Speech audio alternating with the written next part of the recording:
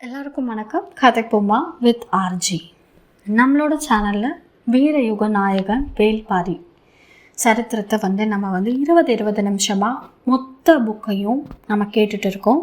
வாங்க அடுத்த 20 நிமிஷத்தை இன்னைக்கு கேட்கலாம். பாரி 71. கலங்கி நின்ற ஆதினி சொன்ன செய்தி எல்லோரையும் அதிர்ச்சிக்குள்ளாக்கியது. உதிரனும் அங்கவையும் மணவிழாவுக்கு வந்து சேரவில்லை என்பதுதான் அச்செய்தி.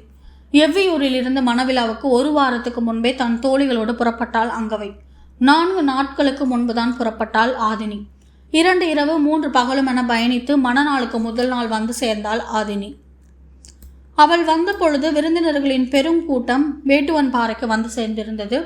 பரம்பு நாடு 400க்கும் மேற்பட்ட ஊர்களை கொண்டது.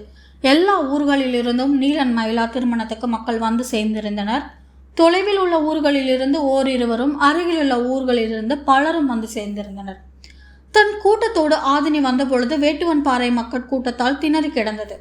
எல்லோரும் ஆதினியை கண்டு நலம் கேட்டனர். அவளும் வந்ததிலிருந்து இங்கும் அங்குமாக அலைந்து கொண்டே இருந்தாள். 2 முறை சங்கவையை பார்த்தால் அங்கவையோ கண்ணில் படவில்லை. இந்த பெருங்கூட்டத்தில் தன் தோழிகளோடு எங்காவது சுற்றி கொண்டிருப்பாள் என்று நினைத்தாள். ஆனால் நள்ளிரவில் தொடங்கிய குறவை கூத்தில் இணையர்கள் எல்லாம் களமிறங்கிய பொழுது அங்கவையும் உதிரனும் ஆடும் ஆட்டத்தை பார்க்க மிகுந்த ஆவலோடு வந்து நின்றாள். ஆனால் அவர்கள் இருவரும் களமிறங்கவில்லை. குறவை கூத்தில் பங்கெடுக்காமல் எங்கே போனார்கள் என தேட தொடங்கிய பொழுது எதிர்பட்ட அங்கவை தோழியிடம் கேட்டாள். எவ்வியூரிலிருந்து புறப்பட்ட முதல் நாள் இரவு புலிவால் குகையில் தங்கினோம். மறுநாள் காலையில் எழுந்த பொழுது உதிரன் வந்திருந்தான். நீலன் மயிலாவுக்கு அதிசிறந்த பொருளொன்றை மணவிழாவென்று தந்து மகிழ்விக்க வேண்டாமா என்றான். ஆமாம், என்ன தரலாம் என அங்கவே கேட்டபொழுது அவன் ஏதோ சொல்லிக் கொண்டிருந்தான். நாங்கள் பரிசு பொருளோடு வேட்டுவன் பாறைக்கு வந்து சேருகிறோம் என்று சொல்லிவிட்டு இருவரும் புறப்பட்டு போய்விட்டனர். இன்று வந்து விடுவாள் என நினைத்திருந்தேன். இன்னும் வரவில்லையா என்று கேட்டாள் அவள். உதிரன் தோழர்கள் யாருக்கும் இது பற்றி தெரியவில்லை. நீலனும் மயிலாவும் புதுமனை புகுந்தவுடன் நிலைமையை பாரியிடம் விளக்கினாள் ஆதினி. அன்றிரவு வேட்டுவன் பாறையிலே அனைவரும் தங்கினர். பொழுதும் விடிந்தது. ஆனால் உதிரனை பற்றிய எந்த செய்தியும் யாரிடமும் இல்லை. அதற்காக யாரும் பதற்றம் கொள்ளவில்லை. உதிரனும் அங்கவையும் சிறுவர்கள் அல்ல. காடறியும் பயிற்சியில் முதன்மை வீரனாக விளங்கியவன் உதிரன். பச்சை மலையின் எந்த காட்டிலும் எவ்வளவு நெருக்கடியான நிலையிலும் மீண்டு வர அவனால் முடியும். அங்கவையும் இணை சொல்ல முடியாத வீரமுடையவள் தான்.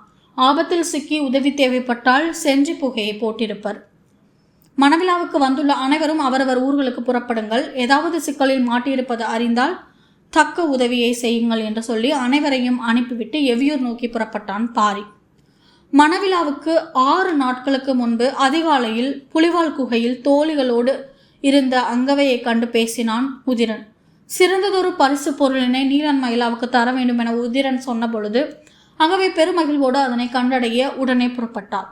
அவளும் குதிரை ஏற்றம் தெரிந்தவள். தன்னிடம் இருந்த இன்னொரு காவல் வீரனின் குதிரையை வாங்கி அங்கவைக்கு கொடுத்தான் உதிரன். இருவரும் குதிரை பாதையில் பயணிக்க தொடங்கினர்.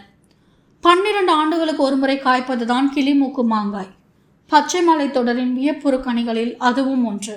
அத்தகைய கனி பரம்பின் வடதிசையில் உள்ள கொழுமலையில் உள்ள செவ்வரி காட்டில் காய்த்திருப்பதாக காவல் வீரர்கள் சொன்ன செய்தியை கொண்டு அப்பக்கமாக பயணத்தை தொடங்கினான் உதிரன். கொழுமலை என்பது எவ்வியூரிலிருந்து குதிரை பாதையில் சென்றால் 5 நாள் பயண தொலைவை கொண்டது. அவ்வளவு நெடுந்தொலைவு சென்று மணநாளுக்கு முன் திரும்ப முடியாது என நினைத்த உதிரன் மலைமுகட்டில் அமைந்துள்ள குதிரை பாதையிலே தொடர்ந்து செல்லாமல் சில இடங்களில் குதிரை பாதையாகவும் சில இடங்களில் குறுக்கு வழியில் நடைபாதையுமாக மாறி மாறி சென்று குன்றுகளை கடந்து கொண்டிருந்தான். முதல் 2 நாட்கள் மலைமுகட்டின் வழியிலான குதிரை பாதையிலே சென்றனர். அங்கவை உடனிருப்பதால் காடுகளுக்குள் தங்காமல் அருகில் உள்ள ஊர்களிலேயே தங்கினர். அவ்வூர்களில் இருந்து மணவிழாவுக்கு செல்பவர்கள் எல்லாம் ஏற்கனவே புறப்பட்டிருந்தனர். பின்னர் குறுக்கு வழியில் மலை இடுக்குகளுக்குள் புகுந்து பயணத்தை தொடர்ந்தனர். 3ஆம் நாளும் 4ஆம் நாளும் நடந்தே செல்ல வேண்டியிருந்தது. உதிரன் நினைத்தது போல பயணத்தின் வேகம் இல்லை. காரணம், வழியை விட்டு தொலைவில் இருக்கும் ஊர்களில் இரவு தங்க வேண்டியிருந்ததால் அங்கு போய் திரும்ப நேரமானது. ஆனாலும் பாதிக்கு மேற்பட்ட தொலைவு வந்த பின் திரும்ப முடியாது என்ற காரணத்தால் பயணத்தை தொடர்ந்தனர். கிளிமுக்கு மாங்கனியோடு நீலன் மயிலாவை காண்பது எவ்வளவு மகிழ்வை தரும் என்பதை நினைத்தபடி அவர்கள் நடந்தனர். தன் காதலனோடு பயணிக்கும் அங்கவையின் மனநிலை முற்றிலும் வேறாக இருந்தது. அடர் காடுகளுக்குள் உதிரனோடு நீண்ட நெடும் பயணம். அவனால் காட்டின் எந்த இண்டிடுக்குகளுக்குள்ளும் நுழைந்து வெளியேற முடியும். அவளை எந்த ஒரு ஆபத்தும் தீண்டி விடாதபடி பாதுகாக்க முடியும். பொதுனியில் மருத்துவ அறிவை ஆணுக்கு நிகராக பெண்களும் அறிவர். அதனால்தான் ஆதினி மூலிகை செடி பற்றிய பேரறிவினை கொண்டவளாக இருந்தாள். அங்கவையும் அவளைப் போலவே வளர்ந்திருந்தாள். இப்பொழுது கபிலரின் மொழியறிவும் அவளுள் செலுத்திருக்க அவள் சொல்லும் ஒவ்வொரு சொல்லும் புதிதாய் மலரும் பூவினைப் போல் ஒளியும் மனமும் வீசியது. இருவரின் வியப்புகளுக்குள் அடங்காமல் விரிவடைந்து கொண்டே இருந்தது காடு. 4ஆம் நாள் இரவு எய்னூரில் தங்கினர். வந்திருப்பது அங்கவை என அறிந்து ஊரே விருந்து செய்து மகிழ்ந்தது. உதிரனுக்கு வேறொன்று நினைவுக்கு வந்தது. அதனை அங்கவையோடு பகிர்ந்து கொண்டான். காடறியும் காலத்தில் இவ்வூரின் மேற்றிசையில்தான் ராவரி மரத்தை பார்த்தேன் என்றான். அதனை சொன்ன கணத்தில் அங்கவையின் முகம் மகிழ்ச்சியில் மலர்ந்தது. எவ்விடத்தில் இருக்கிறது என்பது உனக்கு நினைவில் உள்ளதா? நன்றாக நினைவில் உள்ளது. சென்று பார்ப்போமா? நாம் பார்த்து திரும்ப 2 பகல் ஓரிரவு ஆகுமே. அங்கவை சற்றே சிந்தித்தாள். உதிரன் சொன்னான், ஏற்கனவே அதிக நாட்களாகிவிட்டன. இனியும் நாம் காலம் தாழ்த்த வேண்டாம். இன்னொரு முறை அதனை பார்ப்போம் என்றான். அங்கவையின் முகம் சற்றே வாடியது. மனக்கவலை தீர இரவில் நெடுநேரம் பேசிக் கொண்டிருந்தான் உதிரன். அங்கவை தங்கிய குடிலின் மூதாட்டி ராவரி மரத்தை பார்க்காவிட்டால் என்ன, இறுக்கி செடியை பறித்து வந்து காட்டி என்றாள். மூதாட்டி என்ன சொல்கிறாள் என்று உதிரனுக்கு புரியவில்லை. இறுக்கி செடி என்றால் என்ன என்று கேட்டான். உனக்கும் தெரியாதா என கேட்டவள் தூரத்தில் இருந்த பெண்ணை சத்தம் போட்டு அழைத்து இவ்விருவரையும் கூட்டி போய் இறுக்கி செடியை காட்டு என்றாள். அப்பெண் இருவரையும் அழைத்து கொண்டு காட்டுக்குள் நுழைந்தால். தேய்பிரையின் கடைசி காலமாதலால் மாமலை கும்மிருட்டில் மூழ்கி கிடந்தது. ஊரை விட்டு சற்று தள்ளி உள்ளே போனவள் சந்தன மரத்தின் அடிவாரத்தில் பின்னி கிடந்த பெருங்கொடியை பிடித்து தூக்கினாள். அவர்கள் இருவரும் அக்கொடியையே பார்த்தனர். கொடியின் முனைப்பகுதியை மட்டும் ஒடித்தவள் அங்கவையும் உதிரனையும் கை நீட்ட சொன்னாள். இருவரும் கையை நீட்டினர்.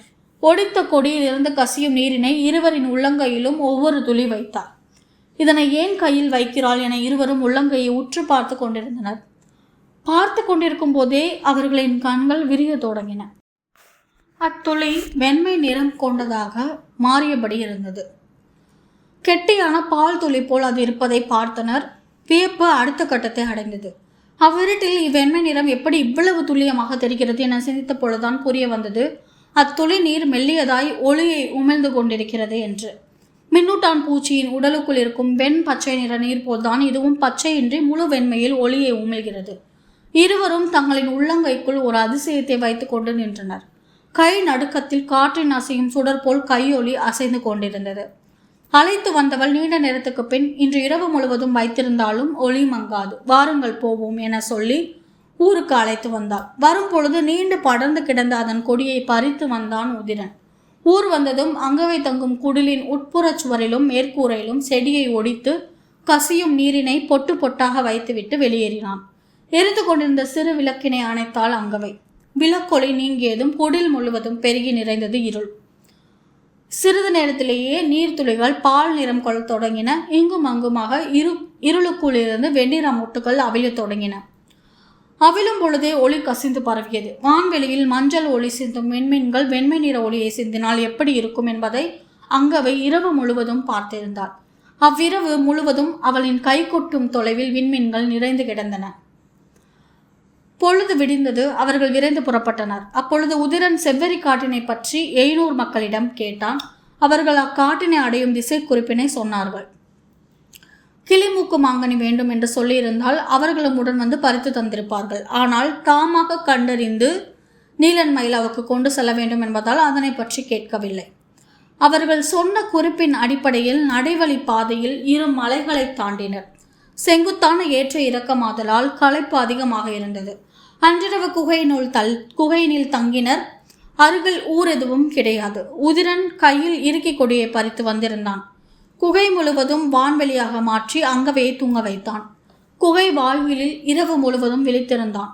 அதிகாலை அவள் எழுந்ததும் சிறிது நேரம் அவன் உறங்கினான். வெயில் ஏறத் தொடங்கிய பொழுது அவர்கள் வேக வேகமாக நடந்து கொண்டிருந்தனர். செவ்வரி காட்டுக்குள் உச்சி பொழுதில் நுழைந்தனர். நீண்டு கிடக்கும் மலை மடிப்பின் 2 பக்க சரிவிலும் பரவி கிடப்பதுதான் செவ்வரிக்காடு. காட்டின் நடுவில் ஊடறுத்து ஓடிக்கொண்டிருந்தது எழுவனாறு. அகலமான இவ்வாற்றில் ஒரு துளி நீர் இல்லை. கோடையின் வெக்கையால் மணத்துகள்கள் மின்னிக் கொண்டிருந்தன. இருவரும் ஒவ்வொரு மரமாக உற்று பார்த்தபடி நடந்து கொண்டிருந்தனர். எண்ணற்ற மாமரங்கள் இருந்தன. அவை எதிலும் கிளிமூக்கு மாங்கனி இல்லை. மரத்தை பார்த்தபடியே இங்கும் அங்குமாக நடந்தனர். கொடும் கோடை ஆதலால் செடி கொடிகள் வதங்கி போயிருந்தன. பச்சை மலையின் அடிவார குன்று பகுதிகள் இவை. எனவே வெக்கையின் தாக்கம் கடுமையாகவே இருந்தது. நன்கு படர்ந்து விரிந்திருந்த மாமரத்தின் அடிவாரத்தில் ஓய்வெடுக்கலாம் என அமர்ந்தனர். சற்றே அவன் தோள் சாய்ந்தாள் அங்கவை. சிறிது ஓய்வுக்கு பின் உதிரன் சொன்னான். நிலையிலே அமர்ந்தாலும் வெப்பத்தின் தாக்கம் குறையவில்லை. அங்கவை பதிலேதும் சொல்லவில்லை. ஏன் எதுவும் பேசாமல் இருக்கிறாய் என கேட்டான் உதிரன். தோளிலே சாய்ந்திருந்தவள் முகம் பார்த்து பேசுவதற்காக எதிரே வந்து உட்கார்ந்து சொன்னால், இது மகிழ்வை மட்டுமே அறியும் பருவம். இதற்கு நிழலும் பொருட்டல்ல, வெயிலும் பொருட்டல்ல. சொல்லியபடி புன்னகைத்த அவளை மகிழ்ந்து கவனித்துக் கொண்டிருந்த உதிரின் முகம் சட்டென கடுமையானது. அசையாமல் இரு என்றான். என்னவென்று புரியாமல் திகைத்தபடி இருந்தால் அங்கவை. அவளது கழுத்தின் பின்பகுதியில் அமர்ந்திருந்த பெரிய ஈ ஒன்றை நோக்கி வழக்கையை மெதுவாக கொண்டு போய் சட்டென அமுக்கி பிடித்தான். பிடித்த வேகத்தில் கைகளை மூடியவன் மெல்ல விரல் இடுக்குகளின் வழியாக உள்ளிருப்பதை பார்க்க முயன்றான். இவ்வளவு கூர்மையாக எதனை பார்க்கிறான் என்று அவளும் உற்று நோக்கினாள். விரல் இடுக்குகளிலிருந்து அது தலையை முண்டி வெளியேற முயன்றது. அதன் தலையையும் வெளிவர முயலும் அதன் எத்தினிப்பையும் கவனித்தபடி உதிரன் சொன்னான், இது அடவி ஈ. 3-4 ஈக்கள் கடித்தால் சற்று நேரத்தில் மனிதன் மயக்கம் அடைந்து விடுவான். எண்ணற்ற ஈக்கள் மொய்த்து கொண்டு கடித்தால் மரணம் கூட ஏற்படலாம். கன நேரத்தில் அங்கவையின் முகம் இறுகி உறைந்தது. அதனை கவனித்தபடி உதிரன் சொன்னான், இந்த ஈ உன்னை கடிக்கவில்லை. அமர்ந்ததும் பிடித்து விட்டேன். அது மட்டுமல்ல, ஓர் ஈ கடித்ததால் ஒன்றும் ஆகிவிடாது. தலையை மறுத்து ஆட்டியபடி அங்கவை சொன்னால், உனது முதுகில் 3-4 ஈக்கள் இருப்பதை அப்போதே பார்த்தேன். சற்றே அதிர்ந்தான் உதிரன். சொல்லிக்கொண்டே அவனது முதுகு புறமாக வந்து பார்த்தாள். 3 ஈக்கள் முதுகோடு ஒட்டியிருந்தன. மரத்தில் சாய்ந்திருந்ததால் மரப்பட்டை அழுத்துகிறது என நினைத்திருந்தான் உதிரன். அவள் தட்டி விட்டதும் அவை பறந்து வெளியேறின. அவ்விடத்தில் முள் தைத்ததைப் போல குருதி இருந்தது. ஒன்றுக்கும் மேற்பட்ட ஈக்கள் கடித்துள்ளன என்பதை அவளின் முகம் பார்த்து உணர்ந்த உதிரன் சொன்னான், நீ கலங்காதே. ஒருவேளை நான் மயக்கமுற்றாலும் சில பொழுதில் எழுந்து விடுவேன். பதற்றமடையாமல் இரு என்றான். அங்கவை சற்றே படபடப்போடு இருந்தாள். ஏனென்றால் இதனை சொல்லிக் கொண்டிருக்கும் பொழுதே உதிரனின் கண்கள் செருக தொடங்கிவிட்டன. அதனை கவனித்தவள் அவனது தலையினை தனது மடியினுள் மெல்ல சாய்த்தாள். சிறிது நேரத்திலேயே உதிரன் முழுமுற்றாக மயங்கினான். கலக்கத்தில் உடல் உதறுவது போல் இருந்தது. ஆனால் அடுத்த கணமே செய்ய வேண்டியதென என சிந்தித்தாள். உடனடியாக சென்றி புகை போடுவோம். இப்பகுதியில் ஊர் ஏதும் இல்லை. மலையின் பின்புறம் 2 மடிப்புகள் தாண்டி 700 இருக்கிறது. இங்கு புகை போட்டால் அவ்வூரில் இருப்பவர்களால் பார்க்க முடியாது. இம்மலைப்பகுதியில் யாராவது இருந்தால்தான் உண்டு என்று எண்ணியபடி இங்கும் அங்குமாக சென்றி கொடியை தேடினாள். உதிரனின் இடுப்பிலிருந்து குறுவாளினை எடுத்து அங்கிருந்த செடி கொடிகளை வெட்டி இழுத்தாள். வேகமாக அவற்றை உதிரனின் மீது போட்டு மீண்டும் ஈக்கள் மொய்க்காதபடி செய்தவள் சற்று விலகி போய் சென்றி கொடி தேடலாம் என்று முயன்றாள். அவளது தேடல் தொடர்ந்து கொண்டே இருந்தது. கீழ்ப்புறமாக எழுவனாற்றை நோக்கி இறங்கி தேடினாள். அகன்று விரிந்து கிடந்தது எழுவனாறு. அதன் மணல் வெக்கையை உமிழ்ந்து கொண்டிருந்தது. ஆற்றினூடே குறும்பாறைகள் முளைத்து கிடந்தன. அவளின் கண்கள் எங்கும் ஓடி திரும்பின. உதிரனை பார்க்கும் தொலைவை கடந்து போய்விடக்கூடாது என நினைத்து கொண்டே திரும்பி திரும்பி பார்த்தபடி தேடிக்கொண்டிருந்தாள். எப்பொழுதும் கண்ணில் தட்டுப்படும் ஒன்று தேடும் பொழுது மட்டும் ஏன் கிடைப்பதே இல்லை என்று எண்ணிக்கொண்டிருக்கையில் அவளது கண்களுக்கு முன்னால் அது படர்ந்து கிடந்தது. பார்த்ததும் பெருமூச்சு விட்டாள். கையில் இருந்த குறுவால் கொண்டு கொடியின் அடிப்புறத்தை அறுக்க எண்ணி தரையோடு அமர்ந்தாள். ஏதோ மாறுபட்ட ஓசை ஒலிப்பது போல் இருந்தது. என்ன ஓசை இது என்று எண்ணியபடி சுற்றுமுற்றும் பார்த்தால் ஒன்றும் பிடிபடவில்லை. ஆனால் சிறிது சிறிதாக ஓசையின் அளவு கூடிக்கொண்டே இருப்பது போல் உணர்ந்தாள். கையில் இருந்த குறுவாலோடு கொடியினை அறுக்காமல் அப்படியே எழுந்தாள். கண்கள் திசையெங்கும் தேடி துளாவின. பெருகும் ஓசை என்னவென்று புரியவில்லை. காட்டின் கீழ்ப்புறம் இருந்து பறவைகள் கலைந்து பறந்தன. அத்திசையில் இருந்துதான் ஓசை வருகிறதென அறிய முடிந்தது. என்னவென்று தெரியவில்லை. மலையின் உச்சியில் ஏறி நின்று பார்ப்போமா என்று எண்ணிய பொழுது மிக தொலைவில் எழுவனாற்று மணல்வெளியில் உருவங்கள் தென்படத் தொடங்கின. வேக வேகமாக அருகிருந்த மரத்தின் மீதேறி கொப்புகளுக்குள் தலை நுழைத்து பார்த்தால் முதல் கணம் அவளால் காட்சியை உள்வாங்க முடியவில்லை. அகல விரித்த கண்களில் தென்படும் எதுவும் அறிவுக்கு புலப்பட மறுத்தது.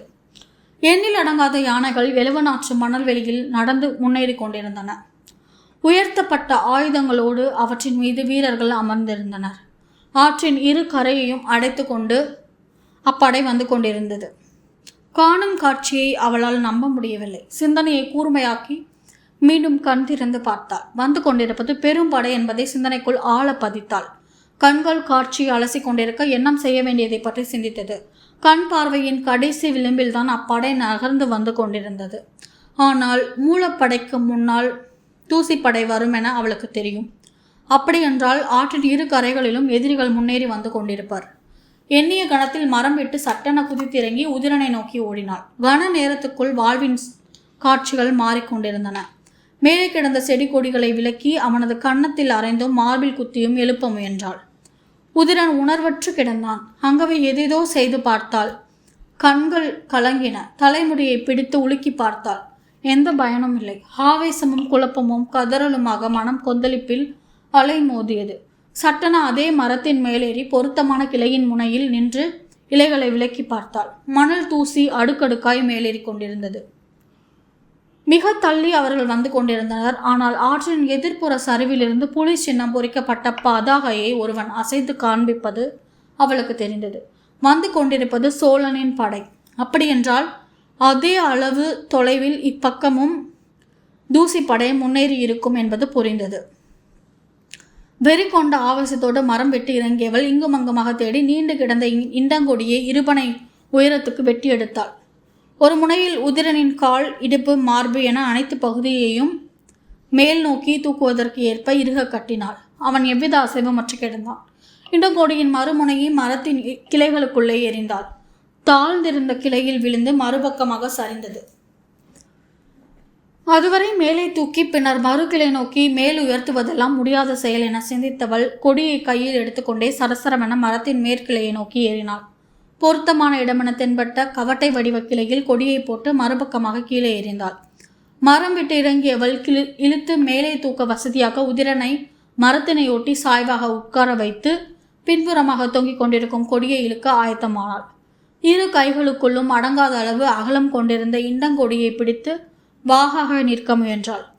நகரும் படையின் ஓசை பெருக்கெடுத்து முன்னகர்ந்து வந்தது. கையில் இருந்த கொடியை விட்டுவிட்டு ஓடிப்போய் எவ்விடம் வந்துள்ளனர் என்பதை பார்க்க எண்ணியவள் மறுகணம் இப்பொழுது கையில் இருக்கும் இக்கொடியை விடுவது உதிரனின் உயிரை விட்டு அகழ்வதற்கு நிகர். தூசிப்படையின் கண்களுக்கு மனிதர்கள் தெரிந்தால் வெட்டி எறிந்து விட்டு போவார்கள் என சிந்தித்தபடி கொடியை இறுக பிடித்து வலுக்கொண்டு இழுத்தாள். உதிரன் மெல்ல அசைந்து கொடுத்தான். ஆனால் அவ்வளவு வலுமிக்க வீரனின் உடலை இழுத்து மேலேற்றுவதெல்லாம் எளிய செயல் அல்ல. ஆவேசம் கொண்டு முயன்றாள் அங்கவை. அமர்ந்த நிலையில் இருக்கும் உதிரனை நின்ற நிலைக்கு கூட கொண்டு வர முடியவில்லை. இது தனி மனிதராக செய்யும் முயற்சி அல்ல என்பது தெளிவாக விளங்கியது. ஆனால் இம்முயற்சியை விட்டால் உதிரனை காப்பாற்ற வேறு எவ்வழியும் இல்லை என்பதும் உறுதியாக புரிந்தது. எண்ணங்களை ஒருங்கிணைத்து முழு மூச்சோடு முயன்றால் வீரமும் வலிமையும் சிந்தனையில்தான் உள்ளன. அதனால்தான் சின்னஞ்சிறியவர்களை வைத்துக்கொண்டு திரையர்களின் கூட்டத்தை நடுமலை வரை எதிர்கொண்டார் தேக்கன். அத்தனை முறை தாக்குதலுக்கு ஆளான பின்னும் தளராமல் இறுதி வரை ஓடினர் கீதானியும் அளவனும். எண்ணத்தின் உறுதி எதனையும் செய்யும் ஆற்றலை தரும் என்பதை உணர்ந்தபடி ஆவேசத்தோடு இண்டங்கொடியை இழுத்து பின்னால் நகர்த்தினாள். உதிரன் சற்றே மேலுயர்ந்தான். உதிரனை தூக்கிவிட முடியும் என்று கண்ணில் தெரிந்த நம்பிக்கை கைகளின் வலுவை மேலும் கூட்டியது. உண்ணி இழுத்து பின் நகர்த்தாள். உதிரன் உயர்ந்து கொண்டிருந்தான். 3-4 என கைகளில் கொடியை சுழற்றியபடி இழுத்தாள். தாழ்ந்திருந்த கொப்பின் உயரத்தை அவன் தலை தொட்டது.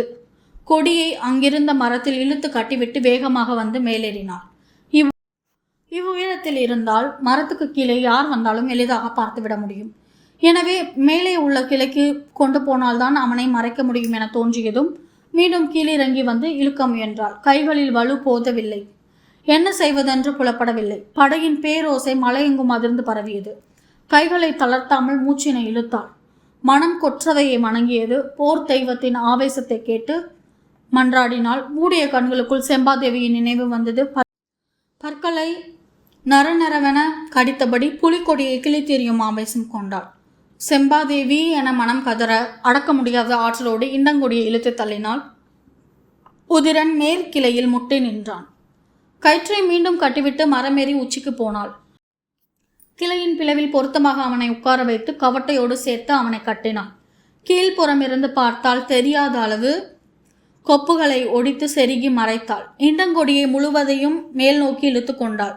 படையோசை எங்கும் கேட்டது. காடெங்கும் பறவைகள் கலைந்து பறந்தன.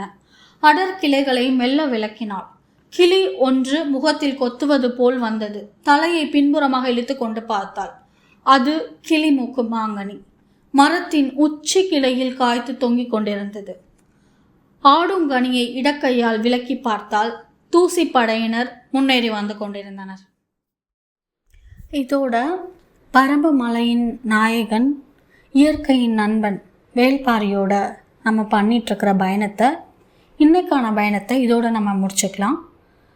நாளைக்கு மேற்கொண்டு ஆரம்பிக்கலாம். இந்த பதிவு உங்களுக்கு பயனுள்ளதாக இருந்துச்சுன்னா கதைப்போமா வித் ஆர்ஜி சேனலை லைக் பண்ணுங்கள், ஷேர் பண்ணுங்கள், கமெண்ட் பண்ணுங்கள், கண்டிப்பாக சப்ஸ்கிரைப் பண்ணுங்கள். தேங்க்யூ.